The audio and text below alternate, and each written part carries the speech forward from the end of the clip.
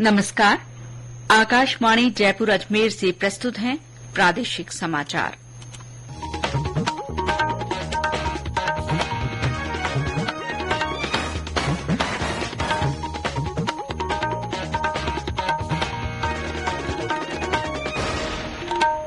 मुख्य समाचार। केंद्र सरकार ने प्रधानमंत्री गरीब कल्याण अन्न योजना को अगले 5 वर्ष के लिए बढ़ाया। महिला स्वयं सहायता समूहों को ड्रोन उपलब्ध करवाने के लिए केंद्रीय योजना को मंजूरी। राज्य में विधानसभा चुनावों की मतगणना के लिए तैयारियां जोरों पर। आज मतगणना दलों को ऑनलाइन प्रशिक्षण दिया गया। चीन में श्वसन रोग के मामलों में बढ़ोतरी को देखते हुए राज्य में चिकित्सा विभाग अलर्ट। आज चिकित्सा संस्थानों में मॉक ड्रिल की गई। और प्रदेश में विभिन्न जिलों में हल्की बारिश से ठंड का असर बढ़ा। कई जिलों में कोहरे का असर।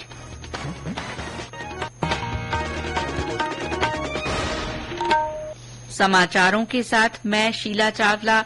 और अब समाचार विस्तार से। केंद्र सरकार ने प्रधानमंत्री गरीब कल्याण अन्न योजना 5 और साल के लिए बढ़ा दी है। इस योजना के अंतर्गत देश में 81 करोड़ गरीबों को 5 किलो अनाज हर महीने मुफ्त दिया जाता है।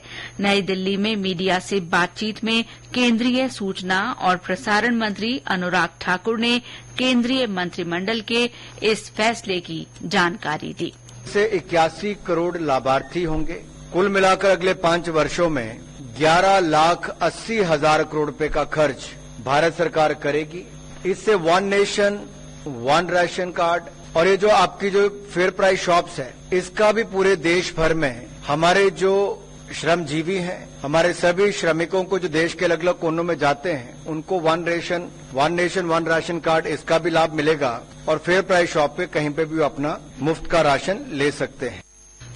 केंद्रीय मंत्रिमंडल ने महिला स्वयं सहायता समूहों को ड्रोन उपलब्ध कराने की केंद्रीय योजना को भी स्वीकृति दे दी है। श्री ठाकुर ने बताया कि इस योजना के तहत 2023-24 से 2025-26 के दौरान 15,000 चुनिंदा स्वयं सहायता समूहों को ड्रोन उपलब्ध करवाए जाएंगे, जिनका उपयोग खेती संबंधी सेवाओं के लिए किसानों को किराए पर देने के लिए किया जाएगा। इस योजना के लिए 1,261 करोड़ रुपए का योजना व्यय आवंटित किया गया है। कृषि के लिए जो ड्रोन की एक्सेसरीज हैं, उनमें लागत ड्रोन प्लस जो इसके बाकी कंपोनेंट्स हैं, उसको कुल मिलाकर लगभग 10 लाख रुपए का खर्च आता है। इसका 80% तक अधिकतम यानी कि 8 लाख रुपए तक भारत सरकार केंद्रीय सहायता के रूप में देगी। और जो बाकी 2 लाख रुपया जो 20% बचता है, उसको एग्रीकल्चर इंफ्रा फाइनेंसिंग फैसिलिटी, इससे लाभ उठाया जा सकता है, जिसमें 3% की एंट्रेंस सबवेंशन भी है। श्री ठाकुर ने ये भी बताया कि केंद्रीय मंत्रिमंडल ने 16वें वित्त आयोग के कार्यों और दायित्वों को भी मंजूरी दे दी है। केंद्रीय मंत्रिमंडल ने फास्ट ट्रैक विशेष अदालतों को और 3 वर्ष जारी रखने को भी स्वीकृति दे दी है।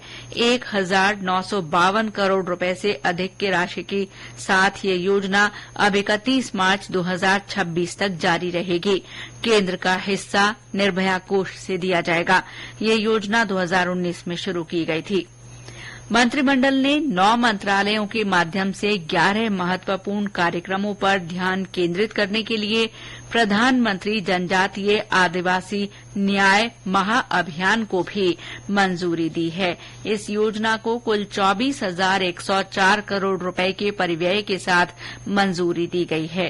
प्रधानमंत्री नरेंद्र मोदी ने जनजातीय गौरव दिवस पर खूंटी से इस अभियान की घोषणा की थी।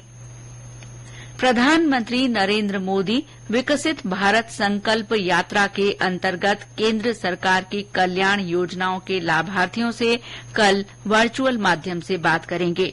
विकसित भारत संकल्प यात्रा देश के विभिन्न हिस्सों में चल रही है। इस यात्रा का उद्देश्य केंद्र सरकार की प्रमुख कल्याणकारी योजनाओं और नीतियों को देश के हर एक क्षेत्र तक पहुंचाना है। प्रधानमंत्री ने इस महीने की 15 तारीख को इस यात्रा का शुभारंभ किया था। श्री मोदी इस मौके पर प्रधानमंत्री महिला किसान ड्रोन केंद्र का शुभारंभ भी करेंगे। इस पहल के अंतर्गत महिला स्वयं सहायता समूहों को ड्रोन प्रदान किए जाएंगे ताकि इस प्रौद्योगिकी का उपयोग आजीविका के लिए किया जा सके। कुल 15,000 ड्रोन महिला स्वयं सहायता समूहों को अगले 3 साल में दिए जाएंगे। महिलाओं को ड्रोन की उड़ान और इसके उपयोग से संबंधित आवश्यक प्रशिक्षण दिया जाएगा। इस पहल से खेती में प्रौद्योगिकी के उपयोग को प्रोत्साहन मिलेगा। इस कार्यक्रम के दौरान प्रधानमंत्री एम्स देवघर में 10,000वां जन औषधि केंद्र राष्ट्र को समर्पित करेंगे। प्रधानमंत्री देश में जन औषधि केंद्रों की संख्या 10,000 से बढ़ाकर 25,000 किए जाने के कार्यक्रम का भी उद्घाटन करेंगे। प्रधानमंत्री नरेंद्र मोदी ने उत्तराखंड में सिलकियारा सुरंग से 17 दिन बाद निकाले गए श्रमिकों से टेलीफोन पर बात की। श्रमिकों को निकाले जाने के तुरंत बाद प्रधानमंत्री ने श्रमिकों को सफलतापूर्वक और सुरक्षित रूप से बाहर निकालने के लिए बचाव टीमों के प्रयासों की सराहना की। राज्य में विधानसभा चुनावों की 3 दिसंबर को होने वाली मतगणना के लिए आज मतगणना दलों को ऑनलाइन प्रशिक्षण दिया गया। सभी जिला निर्वाचन अधिकारियों, उप जिला निर्वाचन अधिकारियों, रिटर्निंग अधिकारियों, अतिरिक्त रिटर्निंग अधिकारियों और आईटी स्टाफ को इस प्रशिक्षण में शामिल किया गया। इस दौरान ईटीपीबीएमएस मतगणना, डाक मतपत्र गिनती और ईवीएम मतगणना को लेकर प्रशिक्षण कार्यक्रम हुआ। मतगणना में पूर्ण निष्पक्षता बनाए रखने के लिए निर्वाचन आयोग द्वारा अपनाई जा चुकी मैंडेटरी वेरिफिकेशन पद्धति को भी लागू किया जाएगा। इससे संपूर्ण मतगणना के बाद प्रत्येक विधानसभा क्षेत्र के मतदान केंद्रों से लॉटरी से 5-5 वीवीपैट का चयन कर उनकी पर्चियों की गिनती कर ईवीएम से प्राप्त मतों से मिलान किया जाएगा। रिटर्निंग अधिकारी पर्यवेक्षकों की निगरानी और उम्मीदवार या उनके एजेंटों के समक्ष वीवीपैट मशीन से निकली पर्चियों की मतगणना और मिलान किया जाएगा। गौरतलब है कि 3 दिसंबर को 199 विधानसभा क्षेत्रों के मतों की गिनती के लिए 36 केंद्र बनाए गए हैं। इनमें जयपुर, जोधपुर और नागौर के लिए 2-2 मतगणना केंद्र और बाकी जिलों में 1-1 मतगणना केंद्र रखा गया है। इस बीच प्रदेश के विभिन्न जिलों में मतगणना कार्मिकों का प्रशिक्षण भी जारी रहा। डूंगरपुर में जिला मुख्यालय पर स्थित राजमाता विजय राजे सिंधिया ऑडिटोरियम हॉल में प्रशिक्षण शिविर आयोजित किया गया। दौसा में पीजी कॉलेज में मतगणना कर्मियों को ट्रेनिंग दी गई। मतगणना कर्मियों की ये पहली ट्रेनिंग थी। मतगणना से पहले भी एक बार फिर कार्मिकों को प्रशिक्षण दिया जाएगा। सवाईमाधोपुर में मतगणना कार्मिकों को ईवीएम मशीन संबंधी तथा निष्पक्ष और कर्तव्य निष्ठा से मतगणना प्रक्रिया को संपन्न करवाने के संबंध में दिशा निर्देश दिए गए। 12 में मतगणना दल में नियुक्त कार्मिकों को राजकीय पॉलिटेक्निक महाविद्यालय में प्रशिक्षण दिया गया। कार्मिकों को निर्वाचन विभाग के दिशा निर्देशों की जानकारी भी दी गई। ये समाचार आकाशवाणी जयपुर अजमेर से प्रसारित किए जा रहे हैं। चीन में श्वसन रोग के मामलों में बढ़ोतरी को देखते हुए चिकित्सा और स्वास्थ्य विभाग ने अलर्ट जारी किया है। साथ ही विभाग की ओर से मेडिकल कॉलेजों से लेकर प्राथमिक स्वास्थ्य केंद्रों तक तैयारी को परखा जा रहा है। इसके लिए आज पूरे राज्य में एक साथ मॉक ड्रिल की गई। स्वास्थ्य विभाग के निदेशक जन स्वास्थ्य डॉ रवि प्रकाश माथुर ने सभी चिकित्सा संस्थानों में जांच, दवा, उपचार के समुचित इंतजाम सुनिश्चित करने के निर्देश दिए हैं।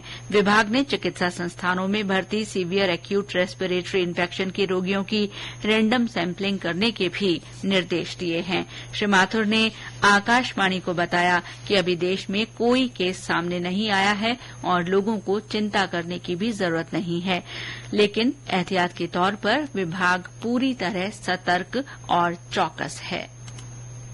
कंटिन्यूअस सर्वेलेंस करना है, हमको एक्शन प्लान बनाना है। इसके लिए प्रत्येक जिला अस्पताल और मेडिकल कॉलेज अटैच्ड हॉस्पिटल में नोडल ऑफिसर का नियुक्ति, और जो रैपिड रेस्पॉन्स टीम्स हैं हमारी जोनल लेवल पे, डिस्ट्रिक्ट लेवल पे, जो हमारे एचआर है, मानव संसाधन, डॉक्टर्स हैं, नर्सिंग कर्मी, लैब टेक्नीशियन, तो उनकी उपलब्धि सुनिश्चित। उसके लिए हम आज एक मॉक ड्रिल आयोजित कर रहे हैं लगभग सभी जगह। बेड की अवेलेबिलिटी, वेंटिलेटर्स की ट्रेनिंग्स कहाँ करवानी है, ड्रग्स हैं या नहीं है, जांच सुविधा है या नहीं, ऑक्सीजन प्लांट्स जो पहले कार्यशील थे कोविड के समय में उनकी क्या स्थिति है, और रेगुलर मॉनिटरिंग, सुपरविजन और डेटा एनालिसिस। तो इस संबंध में डिटेल निर्देश हमने जारी किए हैं। श्री माथुर ने बताया कि राज्य में डेंगू और चिकनगुनिया के मामले अब कम हो रहे हैं। अब राज्य में डेंगू के करीब 200 मामले सामने आ रहे हैं। पहले इनकी संख्या ज्यादा थी। हालांकि मौसम बदलने के कारण इन दिनों वायरल के मरीज बढ़े हैं। इस बीच विभिन्न जिलों से हमारे संवाददाताओं ने अस्पतालों में मॉक ड्रिल की खबरें भेजी हैं। बूंदी में जिला अस्पताल और जनाना अस्पताल सहित ब्लॉक के अन्य संस्थानों में जिला स्तरीय अधिकारियों ने स्वयं पहुंचकर मॉक ड्रिल का जायजा लिया। बांसवाड़ा में मॉक ड्रिल में 107 वेंटिलेटर, 1575 बेड्स और 17 ऑक्सीजन प्लांट दुरुस्त पाए गए। इस रोग के संबंध में जिले के उप मुख्य चिकित्सा और स्वास्थ्य अधिकारी डॉक्टर राहुल डिंडोर को नोडल अधिकारी नियुक्त किया गया है। खंड स्तर और उप जिला स्तर पर सभी प्रभारी चिकित्सक नोडल अधिकारी होंगे। प्रदेश में पिछले एक साल में बीमा लोकपाल के यहां विभिन्न प्रकार की बीमा से जुड़ी शिकायतों में 40% इजाफा हुआ है। वित्तीय वर्ष 2022 में जहां 1400 के करीब शिकायतें बीमा लोकपाल को मिली थीं, वहीं बीते वित्तीय वर्ष में 1900 से ज्यादा शिकायतें मिली हैं। इनमें से 41% से ज्यादा शिकायतें स्वास्थ्य बीमा से जुड़ी हुई हैं। राजस्थान के बीमा लोकपाल राजीव दत्त शर्मा ने आज पत्रकार वार्ता को संबोधित करते हुए बताया कि बीमा लोकपाल के यहां कोई भी व्यक्ति किसी भी तरह के बीमा से संबंधित शिकायत कर सकता है। उन्होंने कहा कि एक ही सुनवाई में शिकायत का निस्तारण होता है और किसी तरह का शुल्क नहीं लगता। हर आदमी जो बीमा धारक है, जिसने पॉलिसी खरीदी हुई है, चाहे इंडिविजुअल ली हो चाहे ग्रुप पॉलिसी ली हो, वो इमीडिएटली हमारे को शिकायत कर सकता है। उसका ग्रीवेंस होना चाहिए। मान लीजिए उसका क्लेम है, वो उसको फुली पे नहीं हुआ, पार्टली पे हुआ है, या क्लेम रिजेक्ट हुआ है, या उसने कोई रिप्रेजेंटेशन दिया है और वो वहां पे पेंडिंग है, कोई डिसीजन नहीं हुआ, या उसको पॉलिसी धोखे से दी गई है, लोन का लालच दिया, ऐसी पॉलिसी भेज दी है, सक्षम नहीं है उस पॉलिसी को रखने में, तो हमें अप्रोच कर सकता है। या तो हमें ईमेल भेज सकता है या हमें 2 लाइनों की चिट्ठी लिख सकता है। और अब मौसम। प्रदेश में विभिन्न स्थानों पर हल्की बारिश होने से ठंड का असर बढ़ गया है। राजधानी जयपुर, सवाईमाधोपुर, टोंक सहित कई जगह बादल छाए रहे, जबकि भरतपुर, बाड़मेर, करौली, बारां, भीलवाड़ा, चित्तौड़, कोटा, झालावाड़ और कई अन्य जिलों में सुबह कोहरे का असर रहा। अधिकतर जिलों में दिन का तापमान सामान्य औसत से नीचे चल रहा है। प्रदेश में औसत न्यूनतम तापमान 17 डिग्री तक गिर गया है। इस बीच मौसम विभाग ने जयपुर, भरतपुर, कोटा और उदयपुर संभागों में शुक्रवार तक हल्की बारिश की संभावना जताई है। और अंत में मुख्य समाचार एक बार फिर। केंद्र सरकार ने प्रधानमंत्री गरीब कल्याण अन्न योजना को अगले 5 साल के लिए बढ़ा दिया है। महिला स्वयं सहायता समूहों को ड्रोन उपलब्ध कराने के लिए केंद्रीय योजना को भी मंजूरी दी गई है। राज्य में विधानसभा चुनावों की मतगणना के लिए आज मतगणना दलों को ऑनलाइन प्रशिक्षण दिया गया। चीन में श्वसन रोग के मामलों में बढ़ोतरी को देखते हुए चिकित्सा विभाग अलर्ट पर है। आज पूरे राज्य के चिकित्सा संस्थानों में मॉक ड्रिल की गई और राज्य के विभिन्न जिलों में हल्की बारिश से ठंड का असर बढ़ गया है। कई जिलों में कोहरे का असर देखा गया। इसके साथ ही प्रादेशिक समाचार बुलेटिन समाप्त हुआ। नमस्कार।